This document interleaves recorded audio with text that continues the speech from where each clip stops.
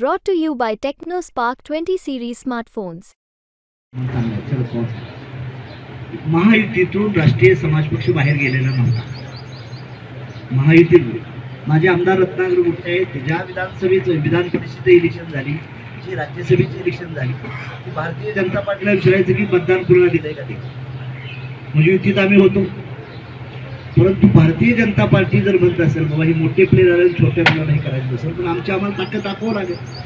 माड्याची तयारी केली, बारामतीची तयारी केली आणि परभणीची तयारी केली. त्यातून मग समन्वयातून एकमेकाचा मार्ग झाला. त्यात अजितदा असं देवेंद्र फडणवीस असतील तो एकनाथ शिंदे माझे गावालेच आहेत विशेष म्हणजे. त्यामुळं त्यांनी मला सांगितलं की बाबा आम्ही एक जागा द्यायला तयार आहे. आणि काय मागितलं होतं, महायुतीला 2 जागा मागितल्या होत्या, परभणी आणि माडा. आणि महाविकास आघाडीला 3 जागा मागितल्या होत्या, परभणी, माडा आणि बारामती, सॉरी सांगली, 3 जागा मागितल्या. मग आम्हाला सर्वात जास्त भागीदारी महायुतीनं दिली. मला 50% जास्त भागीदारी महायुतीनं दिली.